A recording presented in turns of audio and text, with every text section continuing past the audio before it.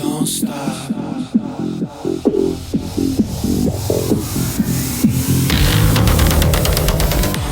I have these guests on my show that are everywhere from a psychic to a medium to an intuitive, an empath, people that can do hypnotism and bring you to past life regressions. But I'll tell you the one thing that I always kind of like never really got into that I think maybe I want to explore a little bit is kind of the whole tarot card thing. I don't totally understand. I also don't understand. I don't get like I know what my sign is. I'm an Aries. I know what being an Aries means because I read my horoscope and all that. But like when they say like, oh, you're in the second moon of Jupiter or something, I don't have any idea what any of that means. Like, or people say your rising sign is this because you're this age and you were born in this year and this month and on this day and this time. Like, I don't understand really any of that at all. Not that this has anything to do with Kelly in my episode with her, but as she was talking about tarot cards and stuff, like I actually got tarot cards as a gift and I bought tarot cards once. We were away on a vacation once and we kind of brought them back to our Airbnb and I was like trying to like read tarot cards. I don't know how well I did with it because I only did it once, but I think tarot cards are interesting. I have some belief in them. Just because I believe in energy and spirituality and all that. So maybe that's something I need to do. Just look into tarot cards and see what I think is really real about them or not, and just learn more about them. The whole thing about my sign and I'm this new rising sign or whatever. Like I don't know. I feel like that's just so much to understand. I've had a numerologist on my show named Susan Owens. She did my numerology, and that I thought was interesting. Even though I'm horrible with numbers and horrible with math, so that I don't think I could ever do. But I enjoyed her telling me about myself and about what she kind of seen coming for me. She's been pretty accurate, actually.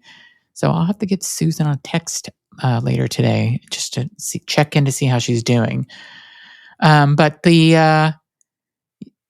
going back to Kelly's story, she's gone on her own journey of kind of healing and transformation and connection to her past. And in our conversation, we do dive into her process and her views on spirituality, beyond religion, and kind of what she thinks about soulmates and embracing reinvention after the age of 40. So I thought she was really inspiring. I really liked her as a person. She's some guests that come on my show, I'm like, if they weren't a guest to my show, I'd want to be their friend. And she's like one of those people where I'm like, wow, she would be an awesome person just to kind of talk to and have a friend with, or go to dinner with, or go to brunch with, or something. So, but I hope you enjoyed my interview with Kelly as much as I did. She made me think. She makes me just think about tarot cards. She makes me think about how you can reinvent yourself at any age, and she was a great guest. So enjoy the show.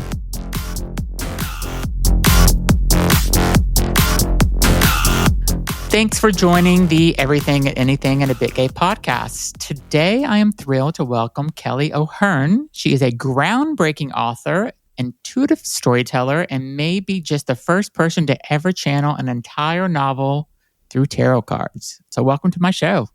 Thank you, Zach. I'm happy to be here. So tell me how you became a storyteller in this way. Like what started it?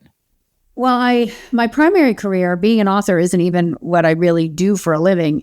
I'm a tarot card reader, and I'm an intuitive channeler with a global business. And when we were all in lockdown in 2020, I decided to use my tarot cards to have a line of inquiry into my most recent past lives. Okay. Where was I in history? What was I doing? And what came about was just these amazing, just breathtaking stories at all different, really incredible times in human history. And I knew that the story would be a really entertaining fictional novel, hence how Arcanum was born and the series. And so whenever you were doing this, as you say it's a fictional series, but it's from what you kind of pulled out of your own past lives. Is that correct? Correct. So the story of the heroine, who's the main character, is channeled and created through the lens of my soul and what I was shown and given in the intuitive channelings. But I have fictionalized it just to to move it away from my personal life, just because I'm a private person, and B, protective of those that I love who, may not want to be written about, and B, just to make it a bit more of an appealing story, more relatable. I mean, I'm 58, so I think a 40-year-old heroine is a little bit more relatable than a woman in her late 50s. How did you get interested in channeling and tarot? Like, how did that start, or at what age? Yeah, so that came out of a really hard chapter in my life. Back, when was this? It was like 2012, I went through a health crisis. And as I came out of that crisis, you change in something like that. Mm-hmm. And as I was coming out of that crisis, a lot of things happened, and I realized that I could no longer stay in my marriage. And that's a really scary realization, because that's such a foundational sense of security and strength and consistency in our life. So during that time of that fracture and learning how to live with it, I found tarot. And I didn't find it for any purpose except just to distract me from my reality. Well, what grew was this amazing relationship with this language, because tarot is a language. And I eventually decided to start a business, and it's just skyrocketed. And did it make you, so did you grow up religious at all? I grew up as a Catholic, and it was fairly strict. I mean, I went to Catholic school. I was educated by nuns, the whole thing. And how does that change your view on religion after you discovered this? It's interesting. I have kind of gone through a lot of different cycles around organized religion in my journey with tarot. At first, I kind of really went far away from organized religion. But to be honest, I held a lot of judgment about it. I had a little anger and some unresolved emotions around my upbringing and organized religion in general. Now I sit in a nice, comfortable place for me that organized religion serves such a great purpose for so many people, because I'm a huge advocate of faith. Not necessarily faith in a deity where you may give your power away, but faith in the fabric of life, of existence, to really act on your behalf, a benevolent field of love that is here and accessible to us at all times. Religion offers that, even though it shrouds it in characters and personalities. And okay, so I'll just tell you a little bit about myself, where when I started this podcast, will be 2 years at the end of this year. And I decided I was doing things, it's called Everything and Anything, because I wanted to talk about anything that I wanted to, and I didn't want to have a niche of my podcast. And one of the things I was really interested in was mediumship. And I wanted to take a class in it. So I took a class. I found this guy who's amazing. His name is Michael Mayo. And I took this class, and I was going to do it for 6 weeks. And then I was just going to talk about it in my podcast. I wasn't doing it to say it wasn't real, but I was just going to just talk about my experience. But then whenever I actually connected with people and I was able to do it, I'm like, whoa. And I ended up doing the class for a year. Amazing. And then I took a psychism class with him. Unfortunately, the time of it was too late for me on the East Coast, because it was being done on the West Coast and Pacific time. And I did it for like 6 weeks.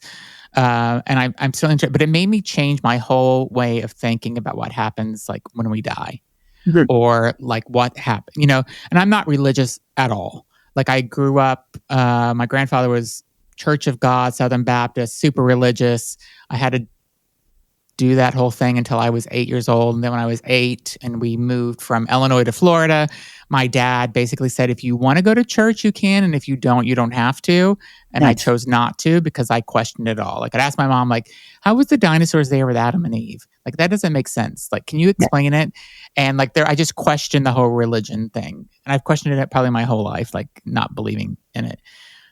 And that being said, after taking this mediumship class, like I said, my whole thought about what happens to us after we die is completely different. Because I thought at one point that you literally you go on the ground and that's it, you're dead, or you're cremated and then nothing else happens. And now I know that's not true. And I did a past life regression hypnotism also with someone, and she took me back to at least 2 different lives. And I remember them now as if it really like she's brought those memories forward. And then now I realize, okay, that was true. And it's something I never would have thought that would have been who I am or who I was. And so again, that makes me think different because of the whole reincarnation thing, or you've lived different lives. So tell me about, this is the longest question I've ever asked. No, this is like my favorite question ever. Like, tell me about what your thoughts are about and how it's changed from growing up Catholic to how you feel now about religion and what happens when you die. Okay. I love this question. First of all, I want to point to something that I really want to make sure your audience knows, that you and I can really stand here and tell people this with certainty. There is nothing that you have mentioned or that I have mentioned in terms of intuitive gifts, mediumship, psychic awareness, whatever, that's just language. Yeah. We all, every one of us, just by the very nature of being alive, have the capacity to tap into our intuitive, energetic body and have better awareness, better insight into energies that are not visible by the naked eye. Yeah. So that is just a truth. It's been proven. It's neither need no judgment or anything toward it. But I love that you allowed yourself the dignity of that awareness and that experience just to broaden who you are as a man, right? As a person. So to go back to your question, I have 100% certainty. Now, this is my certainty that we are energetic beings having a human experience. Mm-hmm. Now, what that means is that the truth of who we really are is so much bigger than this meat suit that we are encapsulated in and experiencing this third dimension. Now, the third dimension is this dimension we live in where our senses, our 5 senses, engage us in life and allow us the experience of life through our mental body primarily, through this physical vessel, and then through our emotional body. But then the fourth part of self is always kind of left out, drifting and a bit ignored. And that's what most people call the spiritual self, the soul. I call it our energetic body because at the end of the day, it's the pure resonance vibration, both the particle and the wave, that is the truth of us. So man, in a quest, I think, for organization, power, and control, has formulated religion. Is the name that was given to it. It's just a word. And that was in order to be of service. I do feel that over the course of human history, there have been a myriad of breathtaking prophets, seers, all these things that really have had a profound spiritual experience and have tried to share that from a very honest place with humanity. Buddha, Jesus, Muhammad, like all of these prophets, where then men under them have tried to kind of use their story, use their wisdom, use their enlightenment in order to create a movement. That movement, in many cases, grew into a religion that then basically became a business. Let's just be honest. A lot of the religions in the world, I'm not saying all of them, but they are a business. Yeah. But at the end of the day, they are also about helping people tap into that spiritual self, that connection to what a lot of people have a named deity for, be it God, Allah, whatever. For me, in this experience of this journey, and I'd be so curious to hear what has happened to you, how you went from believing that, like basically an atheist belief where this is all there is and when you die, that's it, it's over, to having a higher sense of life beyond human death. For me, the truth of the matter is that we are all a part of this vast experience of existence, which is a field of energy, a field of really unconditional love. For me, the God source is the highest vibration of love. And as a result of which, I have complete knowing that when I die, while it will be sad for those who are left behind that love me, I'm going home. Yeah. I am returning to the truest form of myself with gratitude and love for the experience that I've had, regardless of the hardships that I've experienced and the heartbreak. So I welcome death. I'm not the least bit afraid. Now, I don't want pain. Yeah. I'm with you. Clear. Yes. I don't want to suffer, but if that's my path, then that's my path. But I know it's a return to the truest me. Yeah. Which is eternal, infinite, magnificent, powerful, and free. Yeah. Yeah. I mean, we were on the same page, I'll just say. Right? And isn't it a good feeling? Yeah, it is. And you asked me, like, when did I think whenever my father died in 2008, and I literally got physical signs from him. Yeah. That is whenever I realized, oh, he's here. Mm. And I don't mean like he was a ghost that came into my bedroom or anything, but there was just there was a couple of events that happened that there was no doubt it was him. Like, it had to be. Yeah. And it still happens. Things happen today. They happened the last couple of weeks. There's a thing with lights with my father. He was an electrician. So there's things so I have a third floor where my work office is and my podcast studio is here. And so every morning I come upstairs, and it's the whole third floor. It's like a big loft up here. And I have my desk, and there's a couple of couches, and then there's all these lights that are up here.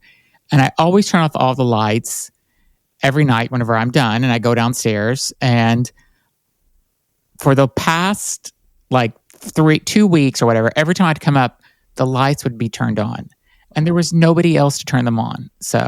I'm like, what is this? Then there was a sign. There was nothing major health, but there's a little health thing that I had to deal with. And that was why my dad wanted me to know he was there. And I knew that was what it was.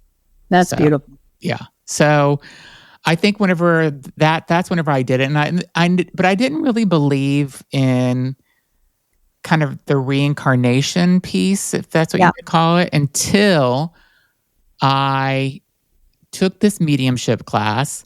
And then I had this woman named Major Arcana who did a hypnosis with me and took me to my past life regression and took me and told me who I was. And that's when I realized, okay, then we're all coming back, and it's all energy. We're all just energy and stuff. And we're all connected and stuff. And I just wish more people would kind of see the world that way.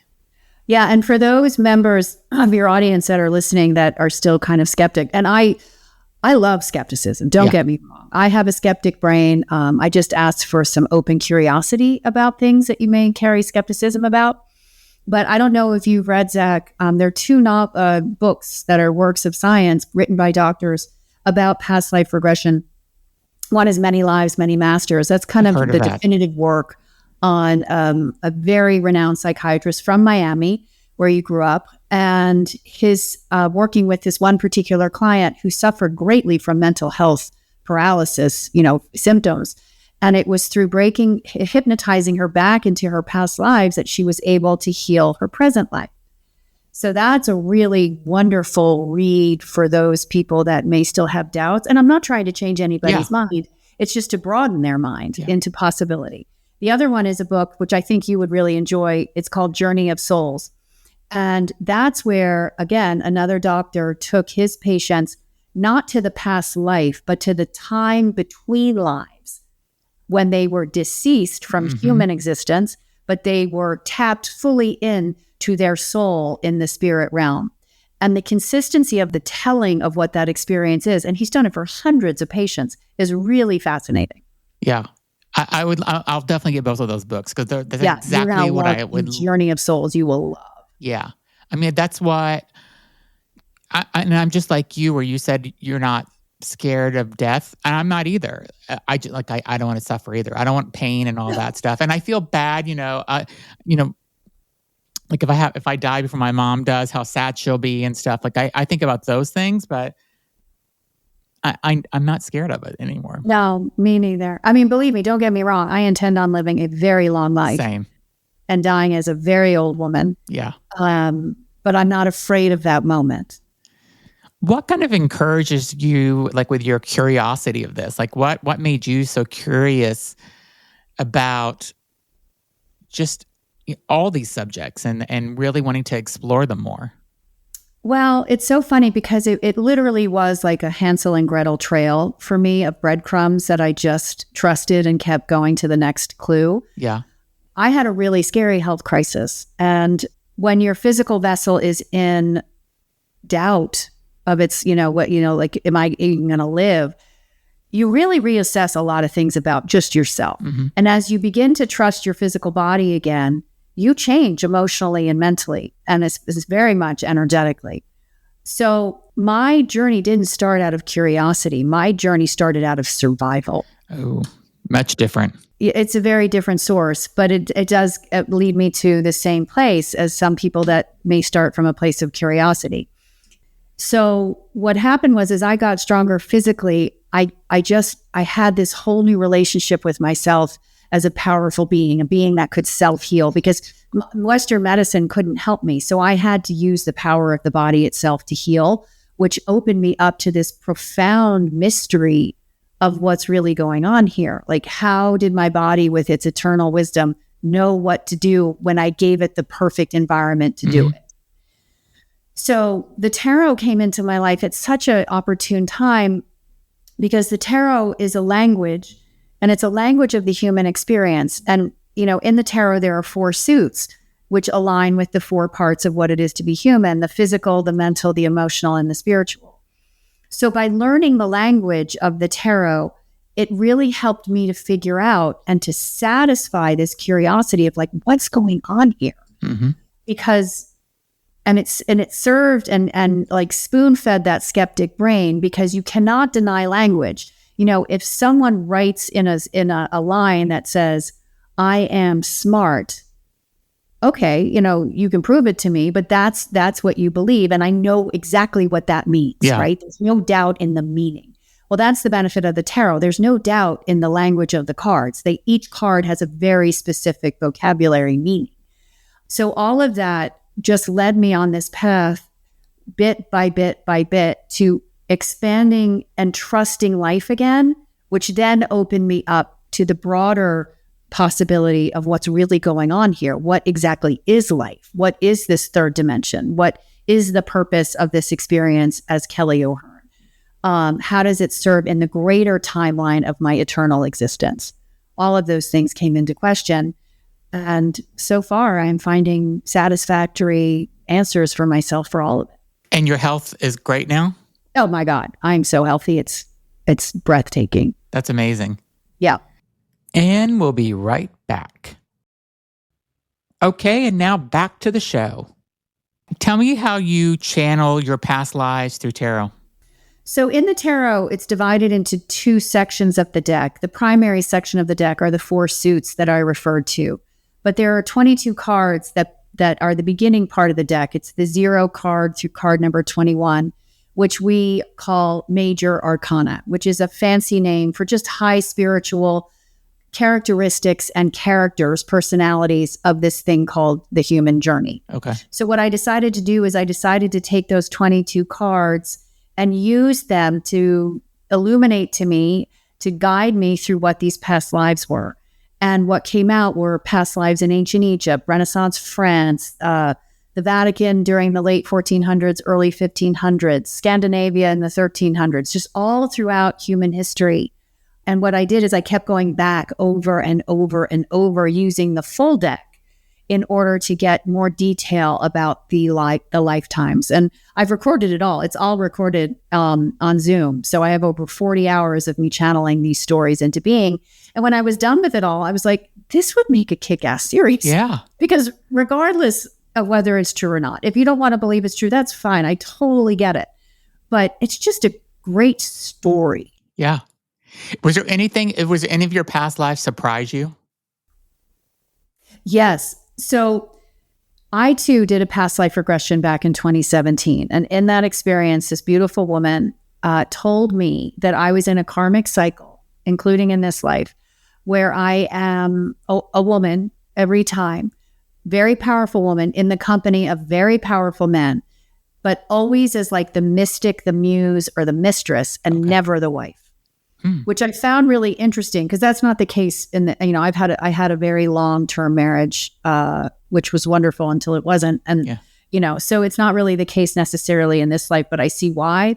So I wanted to see, okay, who were these powerful men that I was supposedly, a mistress to and muse to? And why wasn't I good enough to be the wife? Like, God damn it. What the hell? So that was the premise with which I went into channel. And, so there was a kind of purposeful guiding of a story. And then what came out were just these amazing, amazing experiences and lives that really resonated in my body. I mean, when I was channeling this, I would cry. Like I would feel the emotions.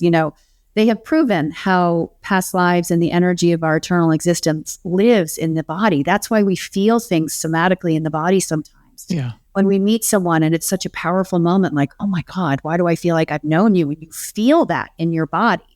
That's a past life recognition. What about soulmates? Tell me about that. My novel series is ultimately a love story about soulmates finally reconnecting. I love soulmates. And the one thing that I think is a big misconception is that a soulmate is a lover, that a soulmate is an ultimate lifetime committed partner. Mm-hmm. I'm afraid that's not the case. A soulmate is an individual who carries the resonance of a soul that is very familiar to us, but is here to serve for our greatest lesson. So a soulmate can come in for a very brief period of time, but make a profound impact on us. Mm-hmm. A soulmate can be a villain in our life, someone who is such a pain in our ass, but causes great change within us, great ability to really align and embrace ourselves for who we really are, so we won't tolerate that type of treatment. A soulmate can take many forms, but they are always in greatest service to our soul's progression. And do you think that whenever we come back, that we have the same people each time? I wouldn't say, I can't exactly speak for the truth of it, but I think there are always some that we tend to come back with. Mm-hmm. May not be every life, but there are always some that we have shared lives with before, 100%. Yeah. But I don't think it's the same ones over and over and over. I think it depends on where, let's just take my lifetime. I'm one of 3 girls in a birth family, and then I have 2 children. So, those are 6 people that I have spent the real nucleus of my life with. I have no doubt that I have spent past lives with all of them, but I can't say every past life has been with all of them. Yeah. And whenever I did my past life regression, my husband was my son in one of my lives. Yeah. So I'm just like, okay. And that whole past life was so opposite of who I am today. I was a farmer in Kansas in like the 1940s with a wife and 2 kids. And we even looked, I knew how I died, how my wife died. It was just the whole thing. It was just so cool. It was so amazing. Let's talk about inspiring women over 40. Tell me about that.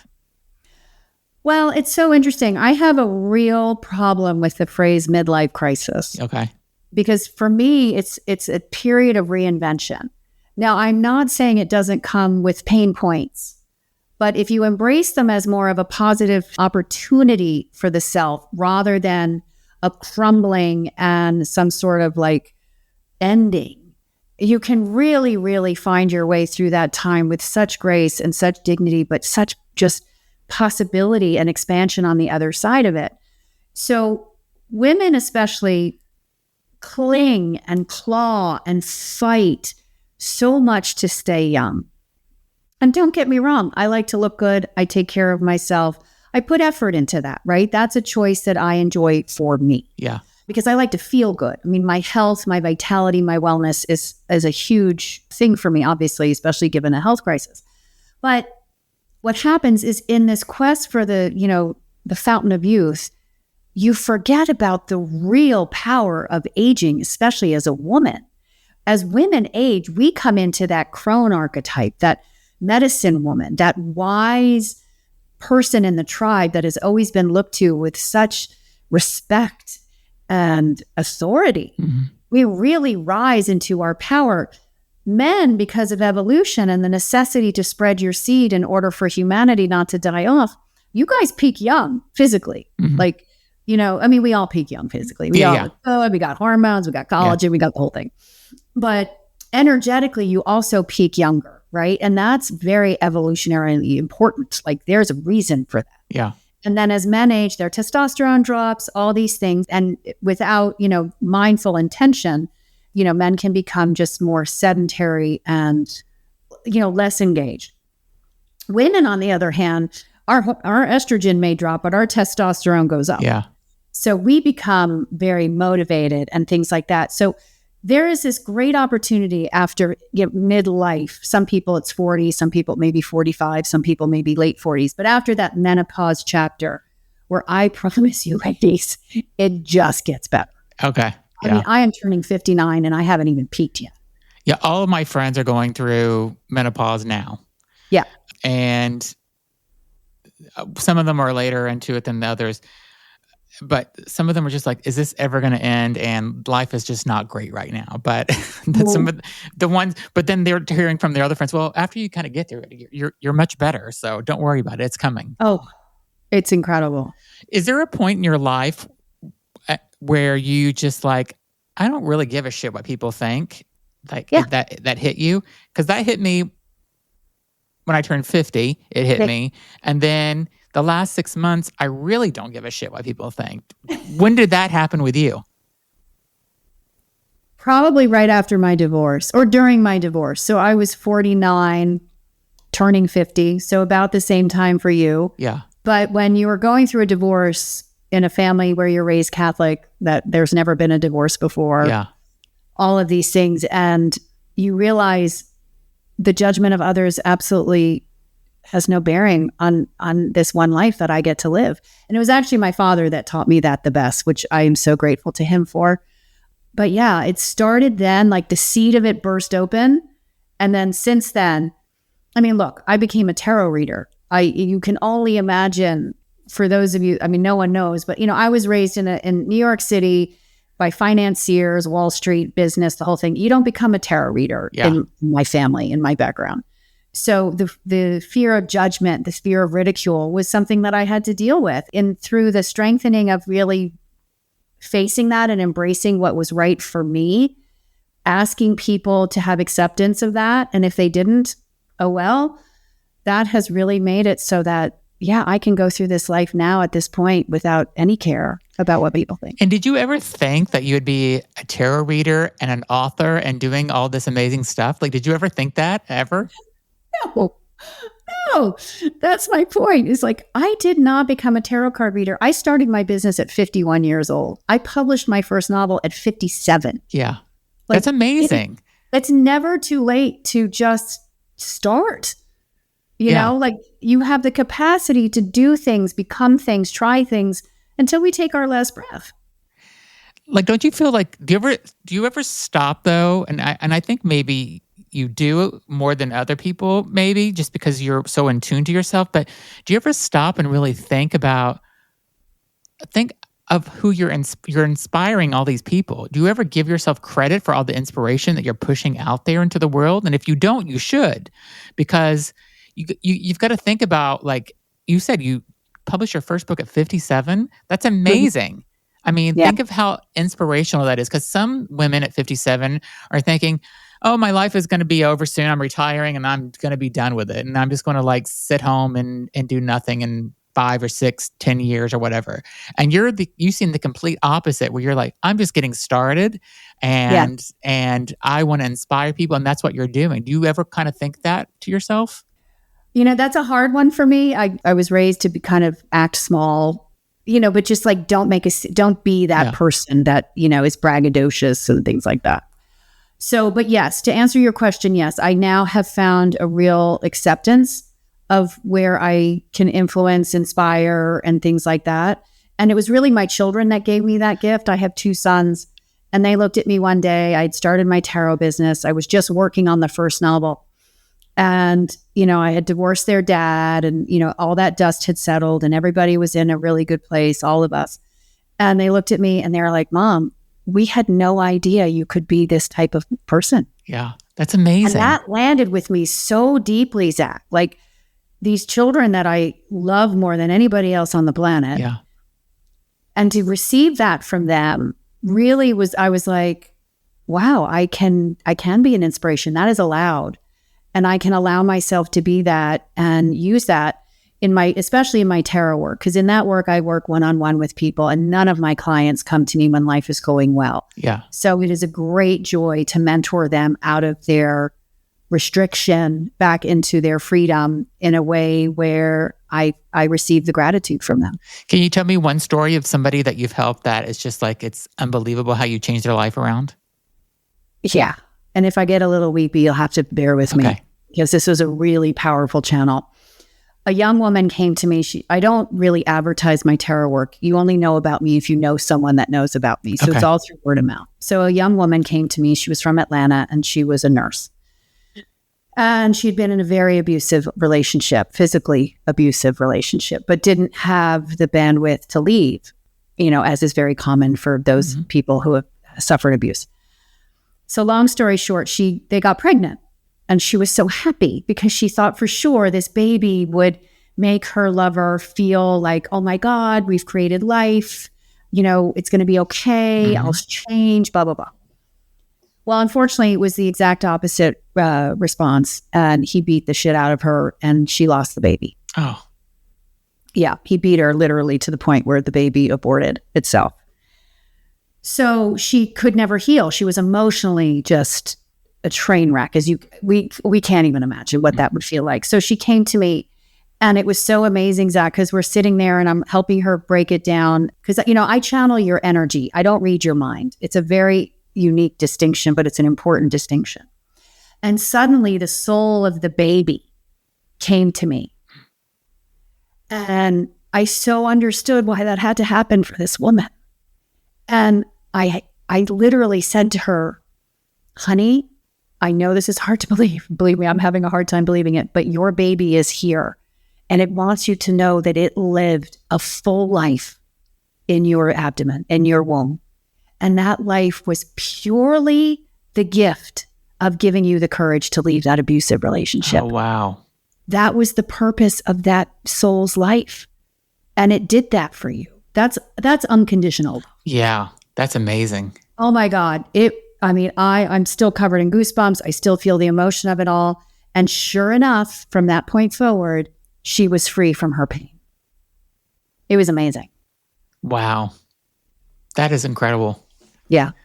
Did you write it? Is that something you're going to write about? No, that's not part of my book. No, but I will could you write another book about my channelings with my clients. I think you should. I mean, that's an amazing story just on its own, just that one. I mean, I feel like you could.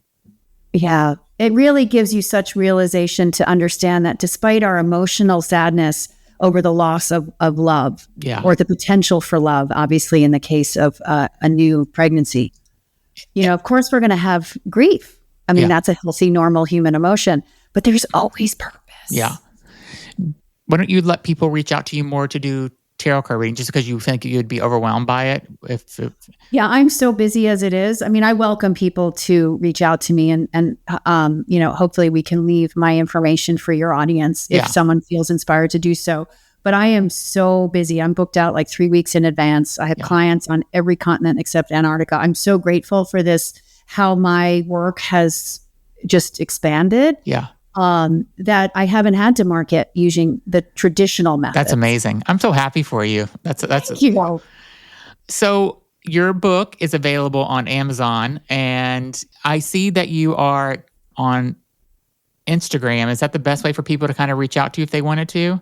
Yeah, on Instagram, I'm under Kelly O'Hearn Author. Yep. And feel free to direct message me there. Absolutely. That's a great way to do it. I have a website called arcanumtheseries.com, and you can direct access my email through that. Great. And I will put the website, the link to Kelly's book on Amazon also in the description of this video or podcast, whatever you're listening to or however you're hearing this, and Instagram, website, link to the book. I'll put it all on there so if people want to get in touch with you, that they can. I welcome anyone to reach out. That would be great. And thank you very much. Kelly, you were amazing. Like I said, you're such a great inspiration to people. And I loved our conversation, and you were just an amazing guest. So thank you so much for being on. Oh, I so enjoyed this, Zach. Thank you for having me. Everybody, please be sure to listen. Go buy Kelly's book. I'm buying it as soon as we hang up on this podcast. And thanks so much for listening, and be sure to subscribe. Thanks, Kelly. Thank you.